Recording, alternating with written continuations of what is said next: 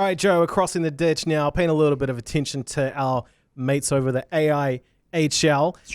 Australia. As we've seen, they've put some of their games behind a paywall. Obviously, they're not doing a full season this year, so there's sort of little breakout cups, competitions, whatever you want to call them. We put the question out there to the people, would you support it if the NZIHL introduced paid live streams? We got plenty of responses, but I want to get your take on it first. Did you pay for it? No, I didn't. No.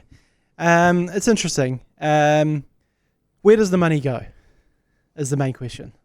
So if everyone does jump on board and pay for it, I'd like to know where it's going, what it's being used for, and what the product is as well that you're going to see, and weigh up the cost and everything. I mean, I could watch hockey at all times, any times. If I had to pay for it, then I think there's some, I'm sure they're better now, but I'm pretty sure on the AIHL, I've seen live streams that literally look like a security camera on center ice. I one time paid for a London Knights subscription. Yeah, but London Knights have money, man. I know. And then it was pretty good. It was a pretty good product. I don't think I ended up watching any of the games because I was watching the NHL and didn't have time. But I paid for it, and when I did watch it, it was quite good. Nice. One of my favorite responses that we got on Instagram was, we're not going to name names here, but if you're listening, thank you for taking the time to respond to us. If it was as good as the NHL, I would, but I'm picking that a lot of people wouldn't. I'm also picking that it wouldn't be anywhere near close to NHL standard. No. At least there'd be no Pierre Maguire, though. No, that's true. I also think the cost would be a lot cheaper. Who's to say? There was a few no's, but I actually think there was quite a lot of yeses or people interested. Definitely keen to weigh up the option. The funny thing is, like, if you give something away for free, right? There's no... It's a hard sell. Yeah. But if you're saying to people like sponsors and mainstream media and everything, well, people are paying to watch this product. All of a sudden, it has this extra gravitas to... Good word. Wanting people to, well, people are paying for it. It must be like, it's a subscription model. Well, we've got to get involved. So even though it's a kind of a falsity, like false economy, that it's not any different than what it was if it was free, people still, as soon as a monetary value is applied to it, they're like, oh, well, this has got to be bigger than what it is. I'm sure we'll get into this topic more in this discussion. It did come up a couple of times from our responses. One person said that sure they would love to, but they're concerned that it would drop a lot of casual and random viewers from the sport. I guess people that would stumble upon it. I think my argument to that is you see it with I think you go to the NRL.com if you go to watch one of their games live stream. You can watch like the first 2 minutes for free. And I think it kind of gets you hooked. And then, the little paywall thing comes up and says, if you want to keep watching, blah, blah, blah, blah. Like The Athletic when you scroll down and then eventually it just fades away.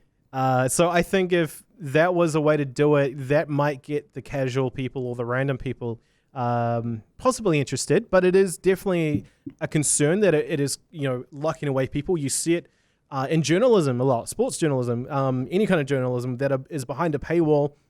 You post it on Facebook, people go to click it, and then a lot of them will complain that like, oh, you've put it on Facebook, so I just, they assume that they'll be able to enjoy it or read it or whatever. Yep. And then as soon as they see, $1.99 or whatever it might be. Yeah, we get that a lot with, we share a lot of Dylan Cleaver articles. He's a great award-winning journalist for the NZIHL, great cricket journalist, does some amazing like investigative journalist pieces on sport, and also hosted the BYC podcast on the ACC. So we'll share like this show is full of plugs. One of his pieces that's like taken maybe 3 months to put together. Yeah. That's worth it. And it's just like, hey, check this out. This is a great piece of journalism. And you'll just get immediate, I'm not paying for that. Why would I pay for that? It was like, well, if you read it in the paper, you would have had to pay for it anyway. Yeah. So, and it's also maybe worth the time for you to it's going to cost you $2. I know. It's a battle that I constantly faced when I was working in Australia and everything was behind a paywall. You'd have a good amount of stuff that was free. A lot all my content was free because the video stuff couldn't really be behind a paywall. But, you know, it's just a hard sell, as we mentioned. There was a previous attempt to have a bit of a paywall going for the NZIHL a few years ago under Slapshot Productions, RIP. That saw, I think, about 200 people subscribe. I think you were one of them. I was one of them, yep. Yeah, and obviously that's not enough to grow the game. I mean, you get a little bit of money out of that. I can't even remember how much it was, but I think it was fairly reasonably priced, I guess, considering what you got. It wasn't like the full-on production. I think it was like single camera. I don't even think there was commentary or anything. So for the NZIHL to do this, if they were to do this is all hypothetical. Don't go jumping on a high horse thinking NZIHL games are going behind a paywall. They're not. We're just kind of spitballing this idea for the sake of discussion. But man, if they're going to go down this route in the future, we got to see some improvements. Yeah, the product's got to be raised to a level where people are happy to part with their money for it. When there's so many other things that you're parting with your money for in terms of it, because it's entertainment basically. You're competing against Netflix, Amazon, Disney Plus. So many plugs to so many multinational brands here. Who give a fuck about us? Yeah. YouTube, Spotify, everything. There's so much that is taking people's eyeballs and taking their money. So you've got to be up there with something that's on par with that. Yeah. So yeah, camera angles, replays, direction, a full like OBS kind of situation. Yeah, actually, speaking of that kind of thing, so you could also possibly go down the NZIHL route, go on Twitch or a service like that, not Facebook. Fuck Facebook. It's a horrible platform for video. But something like Twitch, or I guess YouTube, but when you give people the kind of option that if they really want to support you, they can donate. Yeah. Or with Twitch, you can be a subscriber. And as a subscriber, you get benefits. You get little custom emotes that you can flood in the chat, which is pretty fun from my experience on Twitch. And it's just nice knowing that you're supporting. I mean, I did that with when the NZIHL came back this year. I threw them a subscription, and it just felt you got that little rush, you know, when you feel like you've done something good.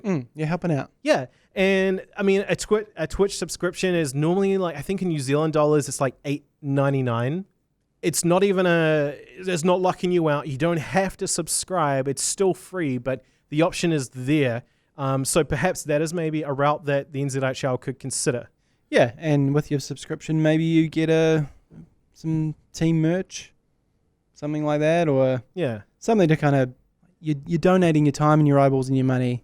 Let's just make sure that it's paying off for people. Yeah, and you mentioned, you know, where is the money going? One thing I'd really like to see, if it was to happen, a trickle-down effect that helps support and benefit, like the women's league, the junior leagues.